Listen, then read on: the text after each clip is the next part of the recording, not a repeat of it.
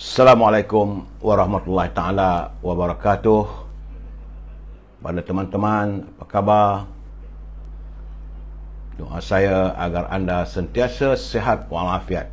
Ya, Saudara Azam, Saudara Syahrul Azam, apa khabar? Masih lagi dalam suasana Aidilfitri. Salam Aidilfitri. Saudara Mustafa Ilyas, Waalaikumsalam.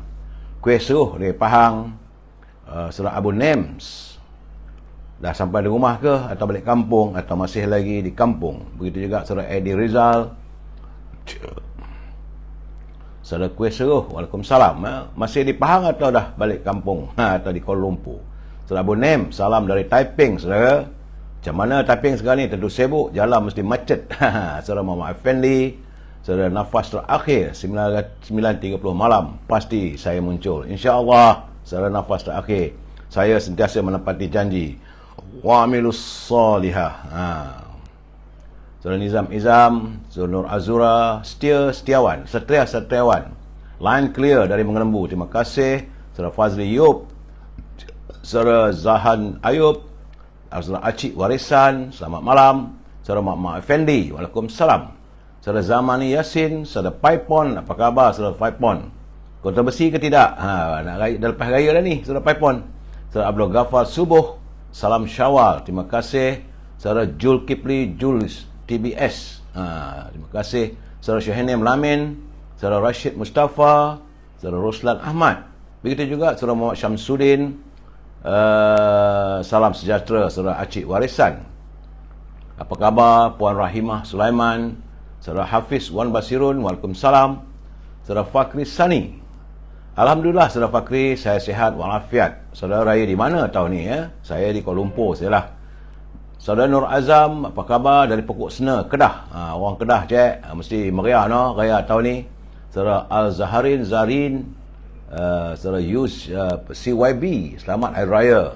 Saudara Munim Ahmad, apa khabar? Maaf zahir batin, saya juga begitu saudara. Kita bisa bertukar pikiran. Saudara Abu Bakar, Saudara Dahlan Ridwan, apa khabar Del? Saudara Abdul Manaf, Saudara Ravi Jai Singh, begitu juga dengan Saudara Said Azhar Said Bakar. Saudara Abdul Aziz, line clear, terima kasih. Nadib Ahmad, Saudara Syabudin Embun, apa khabar saudara? InsyaAllah malam ni saya akan bercakap soal Pertubuhan Melayu Malaysia, Pertubuhan Persatuan PPM, ada isu yang saya kirimkan. InsyaAllah. Saudara ni Abdul Halim, Saudara Coca-Cola, Saudara Rabudin Pasaran, Saudara Tang Ban, Saudara Salih Lembang, apa khabar saudara? Saudara Kak T, selamat malam. Habib Obi, Leman bin Dab, Muhammad Hashim, Muhammad Din, Suratman Muhammad, Yis CBYB, Didi, dan teman-teman yang lain yang tak sempat saya santuni, saya mohon maaf.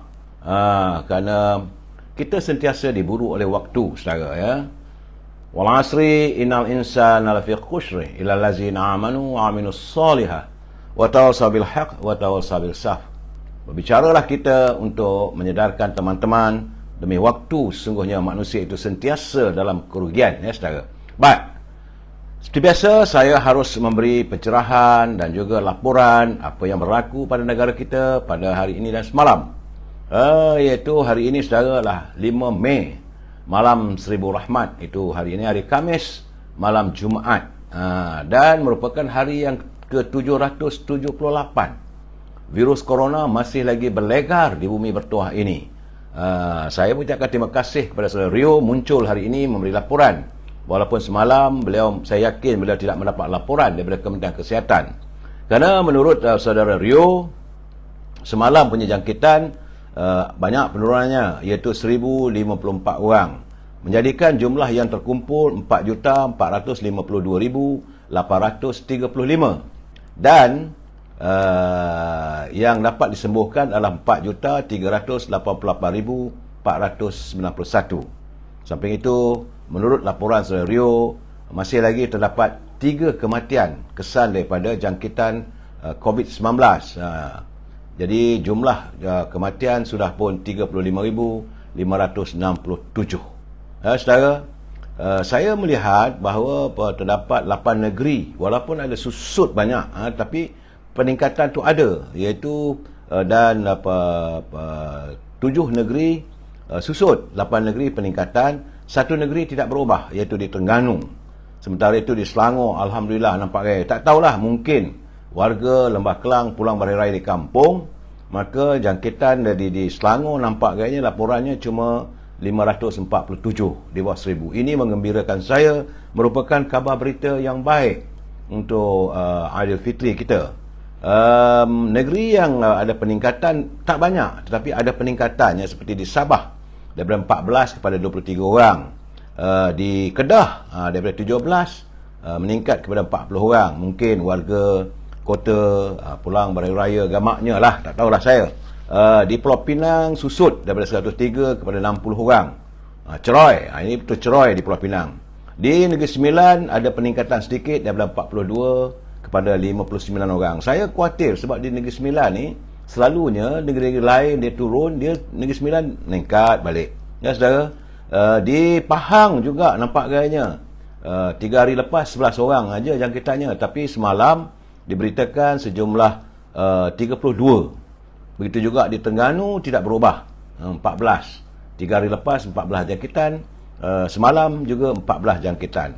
Di Labuan daripada 1 kepada 2, tak banyak, single digit, 1 pada 2. Begitu juga di Perlis daripada 1 kepada 2, dan wilayah Persekutuan Putrajaya adalah daripada 14 meningkat kepada 21 orang. Jumlah keseluruhan setakat ini di dalam bulan Mei jangkitannya adalah berjumlah 3,910 orang. Berusahalah kita untuk memastikan virus corona ini tidak terus merebak, dan kita berusaha memutuskan jaringan COVID-19 ini. Pastikan pertama-tama sekali jaga kebersihan, jaga penjarakan sosial, dan juga jaga diri anda. Caranya tak lain tak bukan, elakkan untuk sentiasa berada di tempat yang ramai orang. Itu jadi saudara, ya saudara. Itulah yang sempat saya laporkan berhubung dengan COVID-19. Apa khabar saudara Yan Man, Ahmad kita, Syuhami Abdullah Syuhaim, saudara Najib Kulan Karindangan, Najib Kulaan Karindangan, saudara Aris Muda. Begitu juga saudara Abdul Hamid. Saudara, terima kasih, saya tengok naik like, share. Saya gembira. Yang saya harapkan daripada saudara adalah like, share dan subscribe. Begitu juga sila subscribe di Instagram, kerana jika berlaku sesuatu gangguan di Facebook, maka saudara boleh melayari di Instagram, ya saudara Adi Warna. Baik saudara, kita masuk segmen naluri kehidupan. Kerana baginda Rasulullah SAW memerintahkan umatnya supaya sentiasa bersikap jujur, menepati janji, iaitu al-waf'a, iaitu menghilangkan sifat berkhianat dan menipu. Allah SWT memerintahkan hal ini dalam banyak ayat, kerana menepati janji al-waf'a, menepati janji itu rupanya al-waf'a adalah sebahagian daripada ketakwaan, dan Allah SWT mencintai orang-orang yang bertakwa. Al-waf'a ni adalah melakukan kewajipan dalam perkara menjaga dan menunaikan janji, baik janji tersebut tertulis secara rasmi maupun hanya berupa ucapan yang disepakati. Allah SWT memuliakan sifat al-waf'a ini dengan cara membanggakannya kepada manusia, seperti yang terdapat dalam potongan ayat yang bererti maksudnya, dan siapakah yang lebih menepati janjinya selain daripada Allah. Hal ini tidak lain menunjukkan akan nilai dan kedudukan akhlak menepati janji di sisi Allah SWT. Saudara, Allah SWT telah memuliakan orang-orang yang memiliki sifat yang selalu menepati janji dengan menjanjikan mereka kebaikan ataupun pahala. Bahkan Allah SWT menjadikan sifat menepati janji sebagai salah satu medium yang dapat digunakan untuk meraih apa yang telah dijanjikan oleh Allah kepada umatnya. Saudara, bila orang bercakap tentang al-waf'a itu artinya menepati janji, ya saudara Hazrul, selamat malam. Saudara begitu juga saudara Zul Ramzul, Cik Ahmad, Jamaluddin Harun, Ismi, apa khabar Mi? Saudara Osman Harun, saudara. Baik, kita santuni sedikit mutiara kata yang dikirimkan oleh sahabat saya, saudara Cikgu Hibil. Katanya bahawa ketika seseorang memuji dirinya sendiri, maka akan hilanglah kemuliaan yang dimilikinya. Ini juga kata-kata ini dilafazkan oleh Imam Malik. Imam Malik mengatakan, ketika seseorang memuji dirinya sendiri, maka akan hilanglah kemuliaan yang dimilikinya. Jadi sebab itu kita jangan puji diri kita. Biar orang memuji kita dan kita sentiasa bersifat sederhana. Ya, saudara Roza, saudara Fuad Johari, saudara Osman Harun, Filiah. Begitu juga dengan saudara Zamri Ibrahim, saudara Sajid Piut. Saudara. Baik, saudara. Usai pencerahan, naluri dan juga mutiara kata, seperti biasa, saya mengucapkan kepada saudara salam Idul Fitri hari yang keempat. Dan kita sentiasa mengingatkan pimpinan negara agar jangan berbelanja tanpa had. Kerana kita khawatir kalau pemimpin ataupun negara berbelanja tanpa had, maka negara akan muflis. Ya, saudara Zack Wak, saudara Labu Labi, jangan marah, saudara. Tak baik, saudara. Saya, saudara Labu Labi, kita mesti bersikap. Kita mesti bersetuju untuk tak bersetuju. Jangan risau. Saya sebagai manusia biasa, jangan nak marah semua orang. Saudara Labu Labi, saudara Roza, Hamidah Kamat, sentiasalah kita berlapang dada, saudara. Baik, saudara. Tajuk perbincangan kita malam ini pendek saja. Jangan ada lagi musang berbulu ayam. Itu harapan kita, saudara. Kita mengharapkan tiada lagi lah musang berbulu ayam. Tapi kalau ada lagi, kita nak kata macam mana? Baik, saudara, sebelum saya memberi pencerahan itu, kita santun dulu pantun Pak Nazil. Ini Pak Nazil hari raya, selepas raya, masih setia dengan saudara, mengirimkan bicara pantunnya dan menegur dengan penuh keikhlasan, saudara. Kata Pak Nazil, Kak Zaitun memberi salam, Bang Jamal mendahem batuk.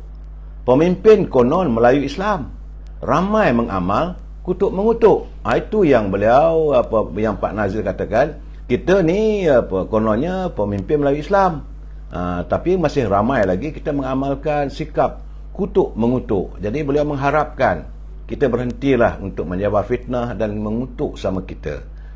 Saya suka dengan Pak Nazil ni sebab dia bila ayat sesuatu ataupun perkataan yang dilontarkannya itu dikuatiri, dibimbangi, tidak difahami oleh warga, dia akan memberitahu apa maksudnya.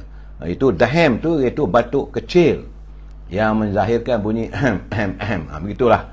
Saudara Puan Hasnah, saudara Osman Abdullah, Awang Yusof bin di Instagram. Saudara Empat Tulang Kering, bila Pak Mae nak berubah parlimen, sabar dulu saudara. Apa khabar Tengku Zaid, Leman bin Dab, 7 hari mencintaimu.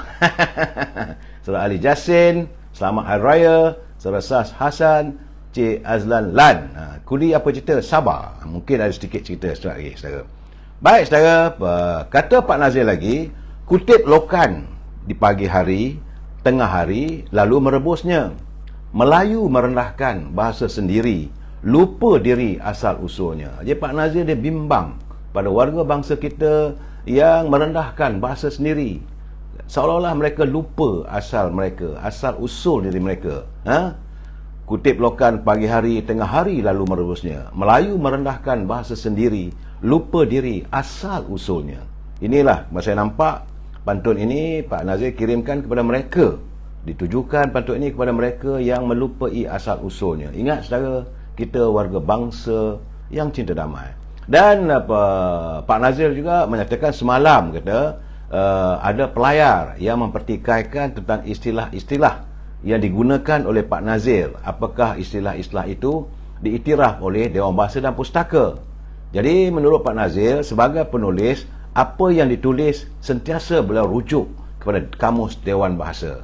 Jadi saudara jangan khawatir, sebab itu saya yakin pada Pak Nazir, beliau kaya dengan bahasanya. Di samping itu beliau sentiasa mentelaah dan merujuk kepada istilah-istilah yang terdapat dalam buku ataupun penggunaan Dewan Bahasa dan Pustaka, saudara. Jangan saudara risau dan jangan pertikaikan apakah penulis gunakan sama ada menggunakan kata-kata yang diiktiraf oleh Dewan Bahasa dan Pustaka. Saudara, usahlah kita meragui orang lain, saudara. Baik, saudara, usai tentang pantun Pak Nazir, kita santun Gunung Ilmu. Ini segmen ini penting sebab kita warga bangsa yang mewarisi amanat dan impian warga bangsa terdahulu, ya, saudara Zainuddin, saudara HMY Hami, saudara Zainuddin Mamat daripada Sabah, saudara Zainuddin Mat daripada Sabah. Terima kasih. Dalam segmen Gedung Ilmu ini, apa yang digariskan oleh pemimpin terdahulu melalui catatan dalam buku berjudul Pemimpin dalam Ungkapan Melayu, jelas menyatakan bahawa setiap pemimpin itu mesti mempunyai ketinggian ilmu dan budinya, dan pemimpin terdahulu mengharapkan hadirnya pemimpin hari ini dan masa depan, khusus pemimpin Melayu. Mereka bukanlah terdiri daripada kalangan yang renyah. Renyah itu orang yang selalu gelisah dan tidak mempunyai pendirian yang tetap. Ini perkataan renyah. Buku ini saya jangan pula nak dipikaikan pula. Ini adalah terbitan Dewan Bahasa dan Pustaka yang dikirimkan kepada saya oleh Tan Sri Johan Jaafar. Kerana menjadi pemimpin yang renyah, fikirannya kusut, hatinya resah, duduk tak sedap, tegak gelisah, menunaikan tugas serba salah, memikul beban tak tentu arah. Dalam bekerja tidak semenggah, negeri rosak, rakyatnya susah. Kalau kita mempunyai pemimpin yang renyah, saudara, dan jika dijadikan pemimpin, maka banyaklah salah. Dijadikan ketua pula, kerjanya menyanyah, tak senonoh. Dijadikan induk, berkeluh kesah. Bila orang mengadu sikit, dia mula keluh kesah. Dia mengatakan keluh kesah diri dia, bukan soal orang lain. Jika dijadikan tiang, maka teramatlah goyah. Pemimpin begini kalau nak diibaratkan, nak dijadikan tiang, goyah, saudara. Tidak boleh untuk kita bersandar. Dijadikan tudung, pecah belah, terbelah-belah, koyak rabak, saudara. Memimpin negeri tak ada faedah. Jadi warga bangsa kita perlu menjauhi pemimpin yang renyah. Saudara, kita sambung lagi malam besok. Apa pula lagi curipan dalam buku Pemimpin dalam Ungkapan Melayu, saudara. Baik, biasa saya harus memberi peringatan kepada mereka yang menyunting semula live saya ini dan dimasukkan dalam channel YouTube ataupun sebarang channel. Saudara Harun Salim, saudara Murad, saudara Mak Zulkifli, saudara Kamis Sabtu, saudara Rahman Bakar, Zack Joel, saudara Abdul Rahman. Mereka yang menyunting semula dan dimasukkan dalam channel apa-apa saja pun, mereka harus bertanggungjawab atas setiap suntingan. Saya tidak akan bertanggungjawab atas apa-apa saja suntingan maupun komen yang anda lontarkan, sama ada melalui Facebook ini atau kiriman anda. Bagi saya, kalau anda lakukan itu, semua itu tanggungjawab anda. Kerana saya tidak mampu untuk memantau kesemua komen dan juga suntingan yang anda lakukan. Saudara, ingat bahawa semua itulah tanggungjawab anda. Ruangan ini hanyalah sekadar pencerahan politik yang bermotifkan, bermatlamatkan untuk memberi informasi kepada warga supaya kita tidak boleh diperkuda ataupun diperalatkan oleh mereka yang gila untuk berkuasa, saudara. Jadi itu aja matlamatnya, bukan untuk memuja-muja sesiapa saja. Dan prinsip pencerahan kita, saya kena ingat bahawa kita mesti bersetuju untuk tidak bersetuju. Itu saya akan lafazkan setiap hari supaya senang. Kalau saudara bersetuju, alhamdulillah. Kalau saudara tidak bersetuju, tiada masalah. Dan jika saudara mau menyonsong ataupun bertanya, silakan hantarkan kiriman, tak ada masalah pada saya. Saudara Abdul Rahman Nazri, saudara Puan Zulma Syal dan Madam Kaya ya, di Instagram. Dia, saudara, jangan lupa like and share. Itu adalah semangat pada saya. Macam kata tadi, jam 9.30 saya hadir, pasti saya akan hadir. Saya berusaha untuk tidak lewat ataupun lebih awal dan menepati jam 9.30 malam menemui saudara. Bermatlamatkan tidak lain tak bukan adalah untuk memberi pencerahan dan informasi kepada anda semua. Ingat, saudara, selagi badan saya sihat, saya akan bersama dengan anda. Tiada sebarang bayaran yang saya minta, tiada juga saya dibayar oleh sesiapa. Cuma yang saya harapkan agar anda like, share dan subscribe. Saya ingin mengingatkan supaya anda subscribe kerana kadang-kadang anda tidak dapat notification atau pemberitahuan, kerana dalam sistem Facebook selepas 30 hari dia akan hilang. Jadi perlu dimasukkan balik, like, share dan subscribe. Tak usah mana pun saudara, tekan aja. Tanpa modal, cuma adalah sedikit tenaganya, berapa kalori saya tak tahulah saudara ya. Baik saudara, saya pasti saudara, mungkin teman-teman mungkin sekarang ni yang mendengar live saya ini yang masih dalam perjalanan daripada desa, daripada kampung untuk pulang ke kota raya untuk kembali menjalankan kehidupan seperti biasa, untuk mencari penghidupan. Dan bagi mereka yang baru pulang dari perjalanan ke kampung sempena hari raya ini, tentulah mengakibatkan jalan raya ataupun lebuh raya sesak.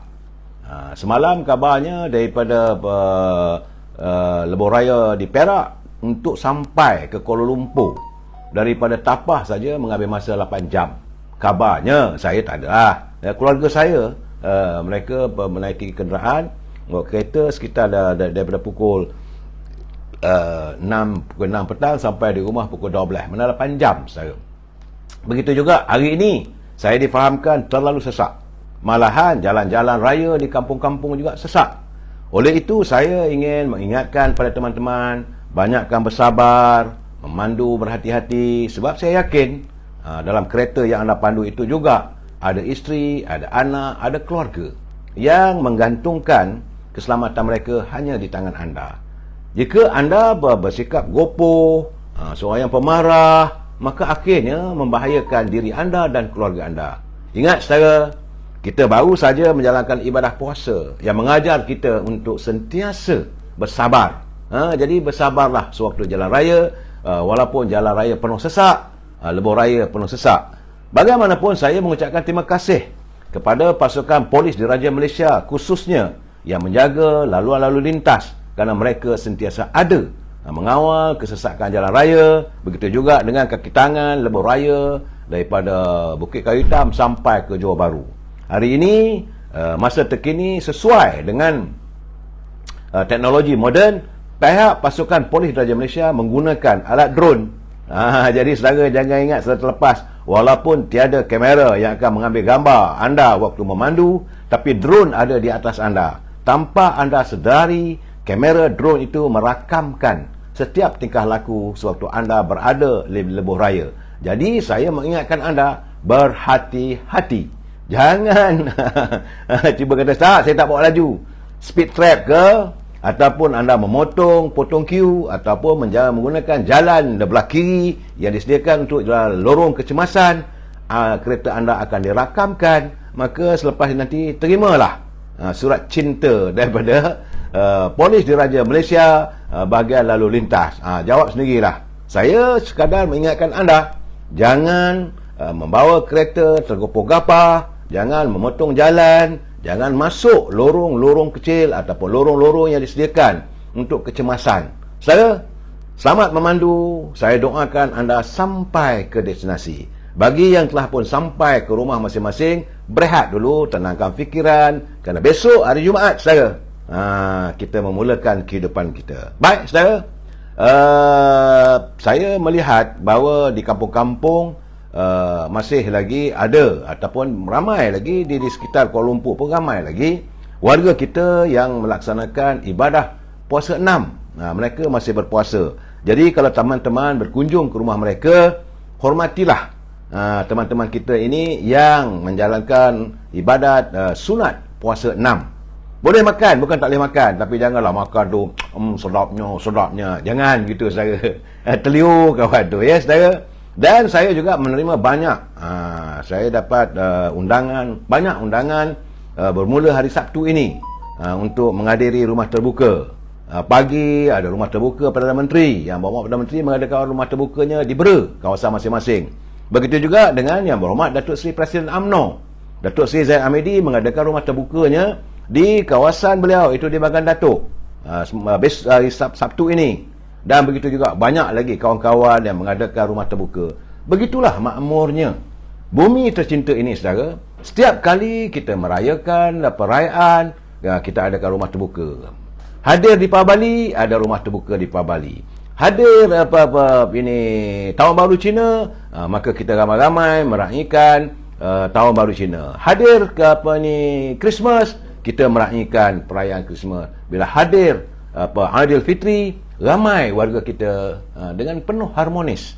Begitulah rakyat kita ini bersatu padu. Cuma politik memisahkan mereka. Ini kadang-kadang rakyat pun bosan dengan alih-alih politik ni. Mereka mengadu dombakan supaya kita berpecah belah. Tapi kalau saudara pergi bertandang ke rumah teman-teman yang mengadakan rumah terbuka, saya dah melihat pelbagai kaum dari pelbagai keturunan. Begitulah makmurnya bumi kita ini, dan masing-masing dengan latar belakangnya, sama ada Melayu Islam ataupun Kristian ataupun Buddhist Tao, Hindu dan sebagainya. Kita mengenepikan soal agama dan budaya ini bila sampai saja musim perayaan. Saudara, jadi saya harap teman-teman kalau mendapat jemputan, berkunjunglah.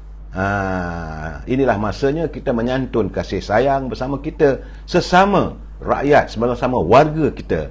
Saudara, inilah bukti nyata makmurnya negara kita ini, amannya bumi kita ini, damainya negara Malaysia tercinta ini. Jangan izinkan sesiapa memecah belahkan sama kita. Saudara, baik saudara, itu laporan seketika yang perlu saya santun. Saudara Elin Razak, saudara Muhammad Amin, saudara Razak mau request untuk live. Saya tak tahu. Saya minta maaf saudara. Malahan kalau ada gangguan pun saya tak tahu nak buat apa. Sebab saya kata kalau gangguan di Facebook, lari pada Instagram. Ada gangguan Instagram, lari pada Facebook. Itulah yang mampu saya lakukan. Lain tak tahu saudara. Saya usia 66 tahun saudara. I'm old stoosh. Jadi cucu saya bijak. Saya tak tahu saudara. Saudara Yusuf Hashim, saudara Ahmad Yusuf, rumah Tuan Mahdi bila nak adakan rumah duka, wallahu a'lam bisawab, tak tahu. Saudara Saprudin, Seli suruh Perdana Menteri sediakan on bus nak pergi ke Bera, ya Seli. Saya pun tak tahulah. Beliau menjemput, mengundang dengan hati terbuka, dengan perasaan terbuka. Kita ketepikan soal politik bila kita menghadir rumah terbuka. Sebab itu saya katakan saudara, dalam saat-saat begini, saya sendiri menyantuni semua teman-teman. Soal politik kita letak sebelah. Soal kehidupan harus diteruskan. Itu saudara. Jadi begitu juga hari ini saudara, saya mendapat kiriman daripada sahabat saya, saudara Abdul Razak Kasim. Beliau merupakan pengurusi Jawatan Kuasa Kluster Ekonomi Bumiputera, Majlis Perundingan Melayu, MPM, di mana menurut saudara Razak Husin, beliau menzahirkan kebimbangannya dan meminta agar bank negara serta pimpinan negara benar-benar melaksanakan kawal selia terhadap kewujudan bank digital yang telah pun diumumkan, agar kepentingan negara dan Bumiputera tidak dikompromikan. Ini Majlis Perunding Melayu sudah pun bersuara saudara. Kerana menurutnya di ambang musim perayaan Hari Raya Aidilfitri, bank negara telah pun mengumumkan 5 syarikat berjaya meraih lesen bank digital sebagaimana yang sebutkan 2-3 hari lepas, yang dijangka bakal meletakkan negara sebagai salah satu negara terawal di Asia Tenggara memperkasakan sektor fintech ataupun teknologi kewangan. Fintech itu financial technology lah. Saya itu singkatan fintech itulah financial technology, teknologi kewangan. Bank gabungan bank ataupun bank gabungan terpilih adalah mendapat lesen di bawah Akta Perkhidmatan Kewangan, iaitu satu, sebuah konsortium Boost Holdings dan Berhad dan RHB Bank Berhad. 2, konsortium yang diketuai oleh GXX Bank Limited dan Kwok Brothers. 3, konsortium yang diketuai oleh C Limited dan YTL Digital Capital. YTL tu Yu Teng Liu lah. Jadi permohonan yang diresmikan di bawah Akta Perkhidmatan Kewangan Islam, iaitu konsortium Ion Financial Service Company, Ion Credit Services Malaysia Berhad dan Money Leon Incorporated. Sementara sebuah konsortium yang diketuai oleh CAF Investment Bank dan Berhad. 3 daripada 5 konsortium itu dimiliki oleh majoriti rakyat Malaysia. Jadi kalau 3, jadi 2 bukan rakyat Malaysia. Boost Holding dan RHB Bank Berhad, C Limited dan YTL Digital Sdn Berhad, dan KAF Investment Bank Sdn Berhad, Custom Money Match Jinup. Itu 3 konsortiumnya. Ya, 2 konsortium dari luar negara adalah GXS Bank dan Kwok Brothers Singapura dan Ion and Money Lion. Jadi bank digital diharap dapat membawa Malaysia ke era ekonomi digitalisasi serta memastikan jurang akses kepada peluang kewangan digital dikurangkan. Jadi bank digital bakal menyasarkan mereka yang tersisih daripada perbankan tradisional seperti penduduk luar bandar dan pekerja gig, umumnya golongan B40 yang mungkin tidak mempunyai sejarah kredit untuk mendapatkan khidmat perbankan. Kerana kajian menunjukkan 8 hingga 15% rakyat Malaysia tidak mempunyai akaun bank, saudara. Sebab itu mungkin gamaknya susah nak dapat saluran mereka, bantuan dan sebagainya. Kerajaan berharap bahawa bank digital dapat mengurangkan angka ini kepada 5%. Tambahan pula, bank digital akan membantu perusahaan kecil dan sederhana. Mereka bakal mendapat akses lebih baik kepada pinjaman, kadar pinjaman yang kompetitif, kelulusan yang lebih cepat dan pengeluaran keuangan. Cara operasi bank digital ini nanti saya akan minta saudara sahabat kita Saudara Abdul Razak Kasim supaya dapat memberi pencerahan bagaimana cara operasi bank digital ini. Jadi sebenarnya dalam isu ini, jika kita membenarkan syarikat gergasi dengan kerjasama kepentingan dari luar memasuki sektor pembankan tempatan, ia merupakan satu kesilapan strategik yang besar. Kerana pengawalan terhadap sistem perbankan akan mengawal nadi ekonomi. Malah lebih serius lagi, ia mengawal pasaran dan infrastruktur logistik dengan pengkalan data penggunaan yang kaya yang menjadi teras ekonomi negara dan kesejahteraan rakyat. Jadi pemberian lesen jika didasarkan hanya kerana kekuatan kewangan dan pertimbangan komersial yang terputus hubungannya dengan isu sosio-ekonomi dan politik negara yang strategik, boleh meletakkan agama, bangsa dan negara serta masa depan negara terancam, saudara. Kalau pemberian lesen itu hanya didasarkan kerana kekuatan kewangan saja. Jadi ini yang kita khawatirkan, itu yang dikhawatirkan oleh Majlis Perunding Melayu. Kemudian jika pengecualian permohonan tempatan daripada kepentingan kumpulan institusi Malaysia yang lebih kecil, terutamanya Bumiputera, dengan membatalkan kelayakan mereka dengan menanda aras mereka setaraf dengan kekuatan konsortium gergasi besar, amatlah tidak wajar. Jadi tiada kumpulan Bumiputera yang akan mendapat peluang dalam sektor pembankan pada masa akan datang. Jadi adakah ini keterangkuman kewangan yang dikendaki? Kerana bersembunyi di sebalik merit piawai global, rekod prestasi yang mantap, kestabilan sistem kewangan adalah jalan keluar yang mudah tetapi mengabaikan dasar dan objektif utama negara yang lain, terutamanya dalam pengsututan semula ekonomi, merupakan jurang dasar yang amat besar. Cucu saya pun nak masuk sekejap. Nak say hello, selamat raya. Cakap saya selamat raya. Pelan sangat selamat raya. Gitulah cucu manja, saudara. Jadi sekarang ni persoalannya, adakah wujud konsortium gergasi besar yang didorong oleh motif keuntungan semata-mata yang mempunyai belas kasihan kepada golongan unserved dan underserved yang majoriti adalah di kalangan Bumiputera B40. Kerana sejarah Bank Kebangsaan Melayu yang diasaskan dulu oleh Allahyarham Ma'ruf Zakaria seharusnya menjadi peringatan dan pengajaran kepada pemimpin kerajaan dalam membuat keputusan. Jangan lupa, saudara, orang Melayu pertama mewujudkan bank dulu adalah Allahyarham Ma'ruf Zakaria yang dibunuh. Lepas itu tak ada dah. Tidak ada siapa pun orang bangsa kita yang memiliki bank sendiri. Jadi pengorbanannya untuk membebaskan masyarakat Bumiputera daripada perangkap hutang telah meragut nyawanya sendiri.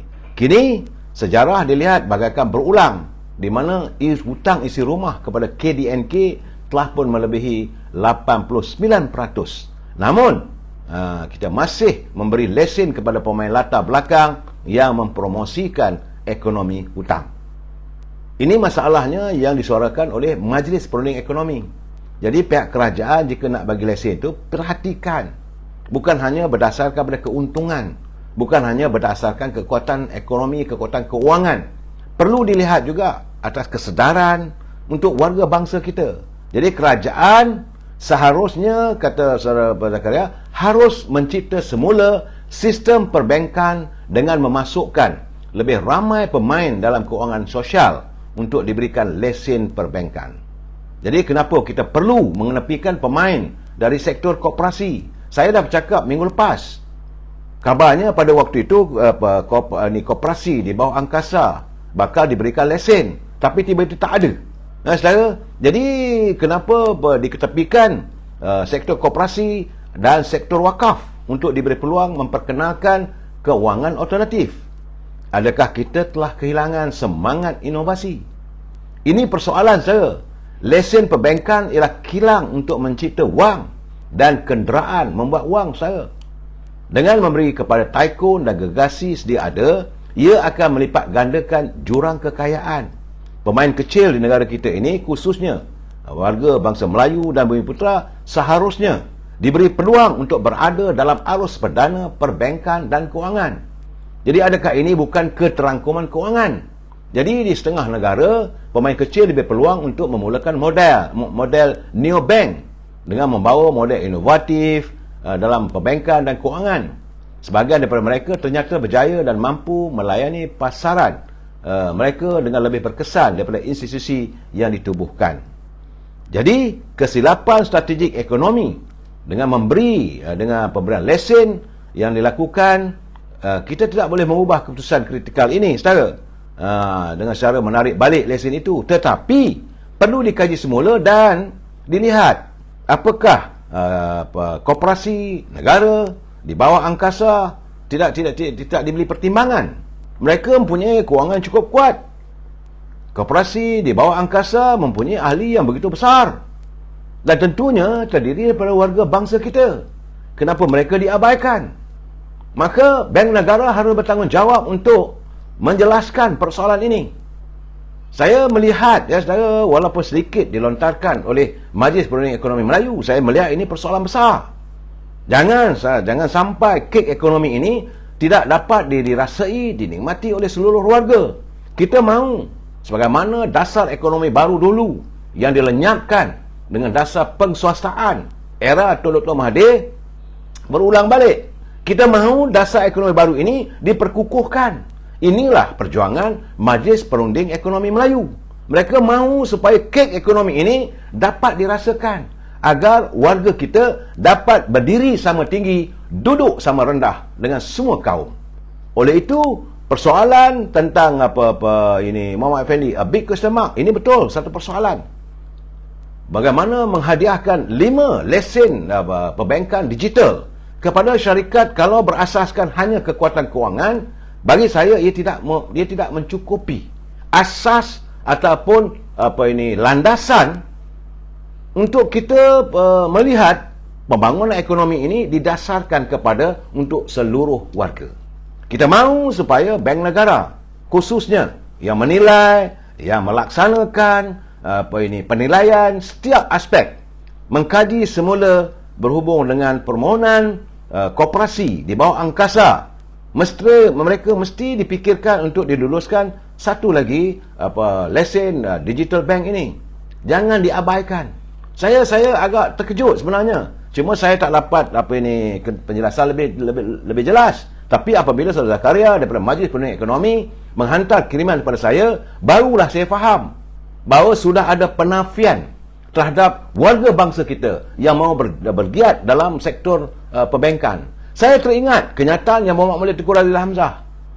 Antara matlamat, antara keputusan mutlak Dewan Perniagaan Melayu waktu itu, antara juga keputusan ataupun resolusi perhimpunan bangsa Melayu satu ketika dahulu adalah untuk diasaskan sebuah bank supaya warga bangsa Melayu kita ini dapat melaksanakan perniagaan mereka dengan baik dengan menggunakan sistem bank. Dulu warga bangsa kita cuma simpan duit bawah katil ataupun bawah bantal.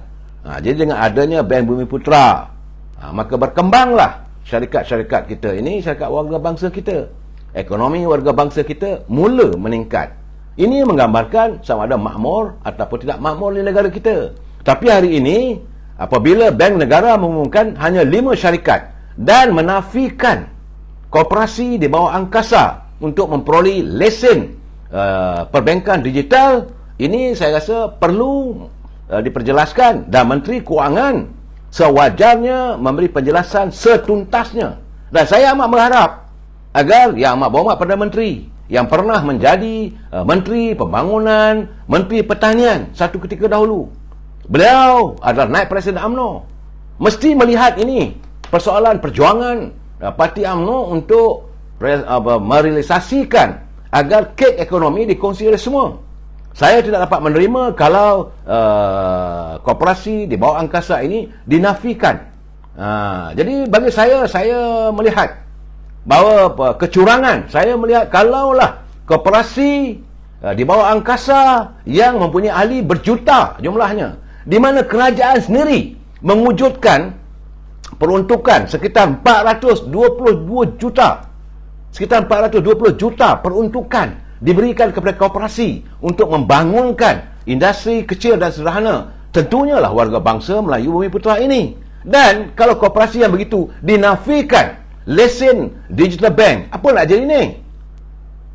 Saya jadi marah, dan saya juga terpanggil untuk menyokong tuntutan Majlis Perundingan Ekonomi. Dan saya berharap agar Majlis Perundingan Ekonomi segera mengadakan satu mesyuarat khas apabila melihat ada penafian aspek ekonomi terhadap warga bangsa kita ini yang dilakukan oleh di tangan-tangan orang Melayu sendiri.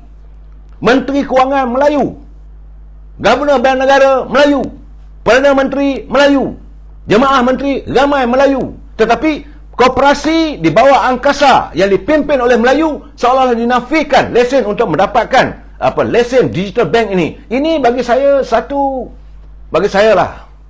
tindakan yang cukup tidak tepat. Saya berharap agar 5 lesen itu hanya sementara dulu dan akan diberi yang lain. Kalau itu kita lega. Dan bagaimanapun saya mengharapkan agar pimpinan negara jangan sesekali dalam membuat keputusan menafikan sebarang peluang untuk warga bangsa kita. Kerana saya tengok Robocop pun dapat, YTL dapat. Kenapa? Koperasi di bawah angkasa. Koperasi ini warga bangsa, orang nak berniaga.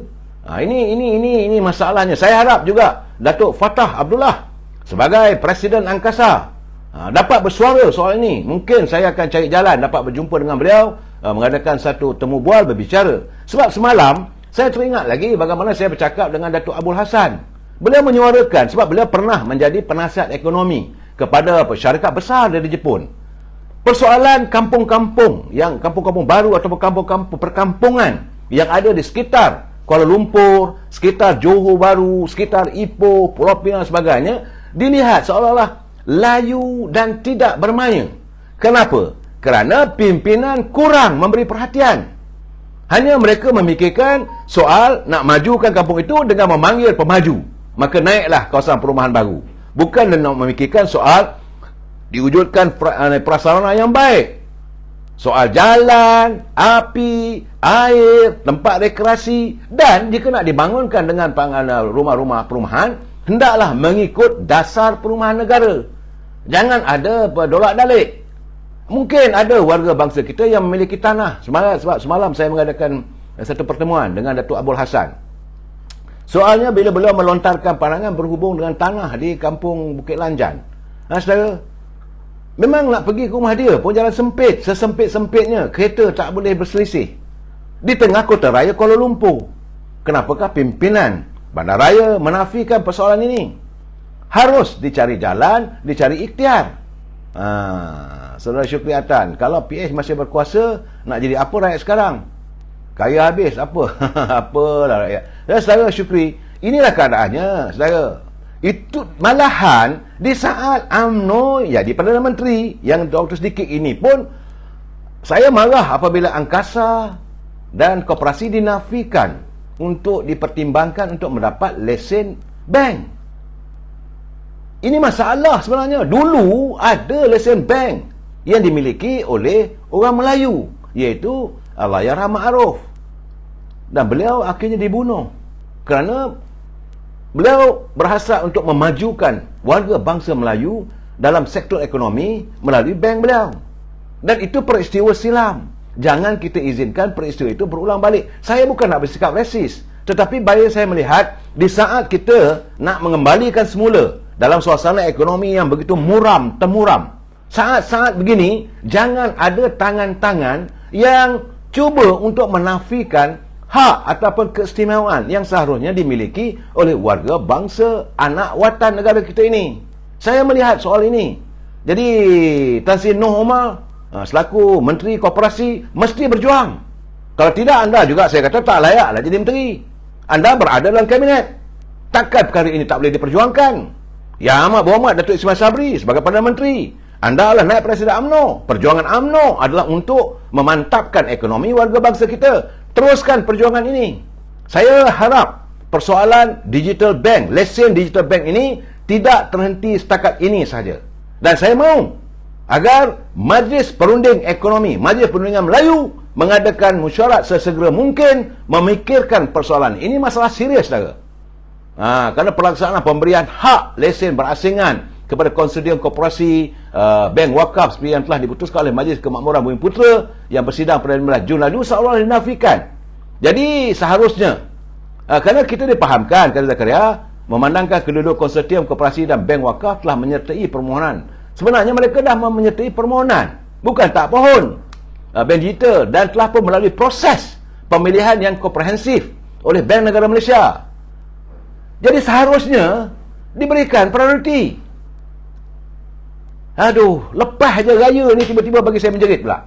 Saya minta maaf, saudara. Saudara Azli Nordin, 60 tahun dulu Melayu kaya-kaya. 60 tahun dulu Melayu pun tak kaya, saudara Azli. Saya berjuang sekarang ini, saya melihat. Dia bukan soal sembang bodoh, saudara Azli. Saudara selalu menyanggah pandangan saya ini. Saya melihat apakah saudara tak bersetuju dengan saya kalau koperasi di bawah angkasa ini dinafikan untuk mendapat lesen. Itu yang kita harus perjuangkan. Nak ubah semuanya secara serentak memang satu benda yang impossible. Kita harus melakukan islah ataupun reform ataupun perubahan ini secara perlahan demi perlahan. Dalam waktu yang sama, jangan dinafikan kehadiran warga bangsa kita ini untuk menikmati sesuatu yang seharusnya untuk faedah ramai. Ini perjuangan, ini maksud saya. Kalau saudara nak menyanggah tanggah yang lain, soal politik boleh, tapi soal ini, saudara Alpi Angin, letihlah kalau nak cakap soal koperasi dan kekuatan ekonomi walaupun Raja dan PM Melayu. Saudara Api Angin, yang saya tuntut agar Bank Negara, Kementerian Kewangan memberi prioriti. Jangan hanya mempertimbangkan syarikat yang punya kekuatan ekonomi. Dan saya difahamkan, koperasi mempunyai kekuatan ekonomi yang kukuh juga. Dan ahlinya bukan 2,000, bukan 3,000. Mereka yang bernaung di bawah angkasa jutaan. Lebih ramai daripada ahli UMNO. Ahli UMNO 37 juta. Tapi warga koperasi menjangkau sampai 6 hingga 7 juta. Saya difahamkan. Jadi kita melangkaui soal kepartian, soal politik. Ini soal bangsa. Dan kita mengharapkan, malahan saya cukup gembira apabila Yang Amat Berhormat Perdana Menteri mengumumkan bahawa akan diwujudkan lebih banyak kedai-kedai koperasi supaya kita tidak terjebak dalam masalah bekalan barang makanan. Ini masalah food security. Jadi kepimpinan Yang Amat Perdana Menteri sudah melihat unjuran yang dibuat oleh Tan Sri Noh Omar ataupun cadangan yang dibawa oleh pengerusi angkasa, koperasi Datuk Abdul Fattah. Maka diwujudkan kedai koperasi. Kabarnya nak diwujudkan sampai 400 kedai koperasi di seluruh negara. Tetapi kalau bank digital tak diberikan, macam mana orang lain ada? Sebab sekarang ni kita sudah memasuki era baru. Saudara Mak Semana, kau je yang faham tu. Jadi bagi saya lah, kadang-kadang mereka tak faham apa yang saya maksudkan. Jangan kita bercakap mengikut emosi. Jangan kita hanya cakap tak betul. Bukan begitu saja. Fahami apa maksud saya. Maksud saya, kenapa koperasi di bawah angkasa yang mempunyai keahlian berjuta warga bangsa kita dinafikan untuk mendapat lesen digital bank. Itu persoalannya. Kerana mereka juga telah pun kawas lia, dia dirunding semula dan sebagainya. Coca-Cola mo arahan apa kau tak? Saya tak jangka benda begitulah. Bagi saya soal arahan, dan bagi saya mesti perlu ada kesedaran. Saya tak mau untuk meletakkan, nyalakan orang itu orang ini, tidak. Tetapi bagi saya, saat negara kita ini, Menteri Kewangannya dari warga orang bangsa kita Melayu, Bank Negara, Gabernornya orang Melayu, Perdana Menteri adalah Perdana Menteri Melayu, majoriti ahli ahli kabinetnya orang Melayu, menteri yang jaga koperasi Melayu Tan Sri Nur Omar yang menjadi presiden angkasa dan koperasi ini sudah Fatah orang Melayu, ahli-ahli koperasi, warga bangsa Melayu, mereka sewajarnya diberi, bukan nak minta hak keistimewaan, sama rata pertimbangannya. So saudara Samsul Syam apa benda dah nak marah-marah ni baru lepas raya saudara. Jadi soalnya sekarang ni perjuangan kita mengharapkan agar bank negara mengkaji semula soal ini. Itu yang saya nak jelaskan saudara. Dan saya nak bercakap tentang isu serba dinamik, tapi panjang, banyak benda. Isu serba dinamik kita tuntun malam besok. Begitu juga dengan isu tentang apa yang berlaku berhubung dengan pertikaian hakim-hakim. Sebab saya melihat Majlis Peguam katanya nak mengadakan unjuk rasa pula dah. Majlis Peguam katanya akan mengadakan demonstrasi unjuk rasa nak mempertahankan hakim, kerana kononnya sudah ada campur tangan orang luar. Kita pun hairan, dulu mereka juga yang mempertikaikan soal badan kehakiman, sekarang mereka pula nak mempertahankan apa benda ni. Yang dipersoalkan oleh warga, yang dipersoalkan oleh orang-orang politik adalah seorang hakim saja. Dulu masa Tun Saleh Abbas kena pecat, mereka kelukannya macam mana sehingga berlaku krisis perlembagaan. Hari ini apakah mereka mau mempertahankan kalau ada cerita-cerita yang kurang menarik berhubung dengan seorang, bukan ramai, seorang saja. Jadi yang kita tuntut supaya hakim ini dijatuhkan hukuman, tidak. Itu terpulang kepada tribunal. Cuma yang kita rasakan bahawa sewaktu beliau menjadi hakim dalam menghakimi kes SRC Datuk Seri Najib ini, bahawa ada perkara-perkara yang diragui kerana beliau menurut laporan berdasarkan pada minit yang ada di bank Melayu Banking, namanya terkait. Itu persoalannya, saudara. Bukan nak menjatuhkan hakim, nak disingkirkan beliau dan sebagainya. Tidak. Itu keputusan badan kehakiman lah. Saudara, jangan saudara mencarut. Dan hari ini saudara, ini satu hal lagi. Di saat-saat kita bawa lepas raya ni, tiba-tiba saya tengok tular dalam media sosial, tiba-tiba ni saya hairan lah.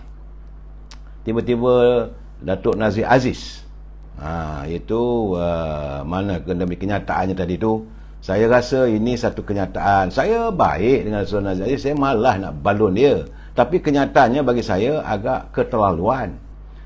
Kerana apabila beliau mempertikaikan tindakan yang melihat Tengku Razali Hamzah dan mahu agar Tengku Razali Hamzah dibawa disiasat oleh jawatan kuasa disiplin. Saya nak baca mana dia punya kenyataan tadi tu. Aduh.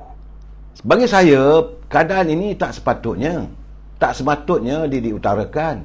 Kerana sebenarnya alasan, saya nak baca alasan kenapa dia mahu agar yang melihat Tengku Razali Hamzah ini dibawa kepada jawatan kuasa disiplin. Saya bukan kerana nak membela secara membabi buta, tidak saudara. Tapi saya melihat bahawa ada perkara yang tak kena. Dalam isu ini, mana tadi dia? Nazir Aziz gesa Lembaga Disiplin UMNO ambil tindakan ke atas kuli. Jadi beliau menggambarkan supaya Lembaga Disiplin UMNO seolah takut untuk mengambil tindakan terhadap Yang Berhormat Tengku Razali Hamzah yang tidak mengikuti keputusan parti. Itu isu dia saudara. Beliau yang juga ahli parlimen Padang Rengas berkata, lembaga disiplin juga perlu tegas dan mengambil tindakan terhadap langkah yang diambil oleh Tengku Razali atau lebih dikenali sebagai kudi. Kerana UMNO telah membuat keputusan untuk menyokong kerajaan sedia ada, namun kudi memilih untuk kekal berada di blok bebas. Saya nak bagi tahu, kalau nak ambil tindakan disiplin, orang pertama dulu yang perlu diambil tindakan adalah yang bawa Perdana Menteri. Kerana di saat UMNO memutuskan untuk tidak bekerjasama dengan Tan Sri Muhyiddin sebagai Perdana Menteri yang ada sekarang, iaitu Datuk Ismail Sabri, mengadakan press conference di Dewan Bandaraya bersama dengan 16 orang. Mereka yang 16 orang ini di kalangan ahli parlimen UMNO juga sepatutnya dipecat. Termasuklah Datuk Seri Nazir Aziz sendiri, kerana melanggar keputusan parti. Ini yang sekarang ni yang dipertikaikan. Sebab itu Tengku Razali membuat benda begitu, tindakan ini semata-mata nak bagi tahu. Oh, saya buat kena, orang lain buat tak boleh. Ini benda ni. Kemudian dia kata surat Tengku Razali kepada Yang di-Pertuan Agong, Yang di-Pertua Dewan Rakyat sudah cukup sebenarnya untuk kita mengambil tindakan terhadap dia, sebab dia tidak lagi menyokong kerajaan hari ini dengan Perdana Menterinya daripada UMNO. Melawanlah tu namanya. Amboi. Bila kena kat orang sedap aja anda nak balun. Fikir diri sendiri. Lihat di cermin sendiri. Apakah tindakan sebagian besar ahli parlimen UMNO yang ada sekarang ini menepati apa yang diputuskan oleh Majlis Tinggi? UMNO, Majlis Tinggi, Perwakilan Perhimpunan Agung UMNO memutuskan secara sebulat suara menarik sokongan terhadap Parti Peribumi Bersatu. Tapi anda terhegeh-hegeh menyokong PBM. Masih ramai lagi ahli parlimen terhegeh-hegeh untuk merebut jawatan bersama dengan Parti Peribumi Bersatu dalam mewujudkan Perikatan Nasional. Jangan lupa, mereka ini wajar diambil tindakan. Kalau nak ambil semua sekali. Inilah yang dilakukan oleh Yang Mohd Tengku Razali. Dia dah fed up. Dia juga bosan dengan tindakan mereka ini. Tapi bila beliau melontarkan suara begini, maka nak diambil tindakan. Kerana dia nak mewujudkan kerjasama. Yang dia buat kerjasama itu menguntungkan UMNO. Beliau mengadukan kerjasama dengan pemangkang, iaitu daripada Amanah dan Keadilan yang ada di Kelantan tu untuk menumbangkan PAS. Apakah ini juga setara mau menyokong PAS? Silalah. Ini masalah sebenarnya. Kadang-kadang kita politik ikut sedap mulut. Kita berasa kita saja yang bijak. Orang lain tak boleh pakai. Saya jangan begitu. Saya marah kerana saya menyokong Tengku Razali, tidak. Tapi tindakan Tengku Razali sekarang ini adalah merupakan the peak of the iceberg. Satu bongkah air batu yang berada di bawah lautan itu sebenarnya baru muncul sedikit. Dah berkarat dah masalah kita ni. Sebab itu saban malam saya mengatakan UMNO harus melakukan islah dalam kepimpinan. Kita tidak mahu lagi adanya pemimpin yang bercakap sembrono, yang bertindak mengikut hati mereka, mengikut kepala mereka saja, dan merasakan mereka saja betul, orang lain tak betul. Tindakan yang dilakukan oleh Yang Mohd Tengku Razali lain tak ada. Beliau sayangkan pada UMNO. Anda nak marah kenapa? Saya bukan nak mempertahankan, tidak. Kalau benar beliau nak dibawa ke lembaga disiplin, silakan, tak ada masalah. Buat aduan. Tapi bagaimana yang lain? Bagaimana kedudukan Yang Mohd Perdana Menteri? Yang Mohd Perdana Menteri telah berucap di Perhimpunan Agung UMNO di hadapan seluruh perwakilan. UMNO ini yang paling perlu dihormati bukan hanya Majlis Tinggi, adalah perhimpunan. Perhimpunan Agung UMNO memutuskan bahawa pertama-tama sekali iaitu kita nakkan ada pilihan raya segera. Yang kedua, nak diadakan pindahan perlembagaan. Tapi mereka sekarang ini sedang berusaha untuk mewujudkan suasana bagi menggagalkan apa yang disetujui oleh perwakilan. Sebab itu saya dengar apa kenyataan Presiden UMNO, Datuk Seri Zahid Hamidi. Dia kata dia menyantuni apa saja kehendak ahli akar umbi. Ahli akar umbi mahukan supaya pilihan raya disegerakan. Tapi ada pihak yang mempertahankan. Apakah mereka yang mempertahankan agar pilihan raya umum ini tidak diadakan ini tidak menyanggah keputusan parti? Mereka boleh diambil tindakan disiplin. Nak ambil semua. Jangan pilih-pilih. Sebab itu saya kata jangan bermain dengan kata-kata. Orang salah, anda tak salah. Kita tak sehebat mana. Kalau kita merasakan kita pandai, ada orang lebih pandai lagi. Kalau kita merasakan kita kuat, ada orang lebih kuat lagi. Saya sedar yang Muhammad Datuk Nazim, okeylah, di kawasan Padang Rengas beliau mendapat sokongan. Tapi itu pun belum pasti. Kalau sikap sebegini, Sekejap A, sekejap B, sekejap C, sekejap D. Rakyat apa pening kepala? Nak bodek lah, tak ada masalah. Carilah jalan lain. Janganlah kita saat kita nak mengangkat diri kita, maka kita memukul orang lain. Itu tak betul bagi saya. Saya cakap terserang, bukan saya nak membela yang Muhammad Tengku Razali. Sebenarnya tindakan Tengku Razali sebenarnya saudara kena baca. Ini cara percaturan orang lama. Nak mengujudkan suasana, baru ahli, oh begitu, oh begini. Sebab yang dilakukan oleh Yang Muhammad Tengku Razali adalah kerana warga kita kadang-kadang lupa bagaimana kehidupan rakyat di Kelantan. Beliau adalah anak jati Kelantan. Beliau dapat tahu. Dan malahan sekarang ini beliau merasakan, dan Tengku Razali merasakan beliau juga bertanggungjawab sewaktu mewujudkan Semangat 46 APU menjatuhkan UMNO di Kelantan. Dan sekarang ni beliau nak memulangkan kembali, berusaha untuk kembali menobatkan kerajaan, UMNO dan sekutu, siapa yang nak bersekutu dengan kita. Kerana tidak dapat tahan lagi dengan corak percaturan politik yang dilakukan oleh lebay-lebay yang sedia ada, yang menafikan masalah air di Kelantan. Semalam saya dah bercakap, masalah kehidupan Kelantan tidak disantuni. Bagaimana tanah-tanah digondolkan oleh tenaga luar, orang lain yang mengutip kekayaan. Ini adalah belum lagi beliau nak membongkar satu persatu. Jadi tiba-tiba nak bawa dia ke lembaga disiplin. Jangan, saudara.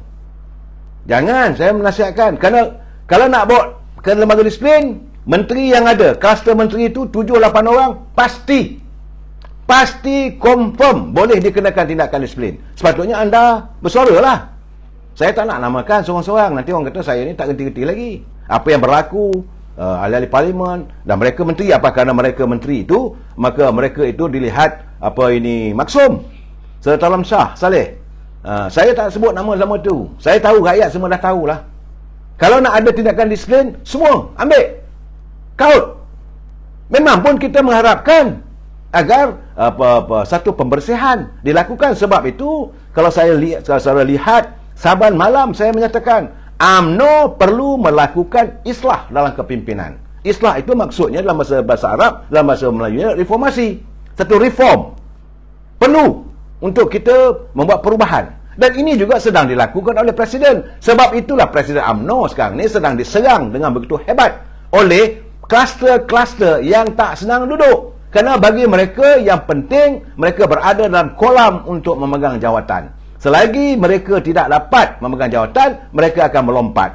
Yakinlah cakap saya. Sebab itu saya mengharapkan agar pimpinan dalam parti UMNO khususnya berhati-hati sebelum membuatkan kenyataan. Jangan hanya merasakan apa aku nak cakap, lontarkan. Kerana aku wakil rakyat, bercakap. Kerana aku bekas menteri, boleh bercakap sembarangan. Jangan begitu, saudara. Masih ramai lagi warga UMNO, dalam veteran UMNO, bekas menteri besar, bekas ketua menteri, bekas menteri-menteri. Ramai. Mereka tak bersuara pun. Jangan nak tunjuk pandai. Akhirnya, kalau kita banyak sangat nak tunjuk pandai, orang kata kita memandai-mandai. Kita sambung lagi malam besok. Wabillahi taufiq wal hidayah. Assalamualaikum warahmatullahi taala wabarakatuh. Selamat malam.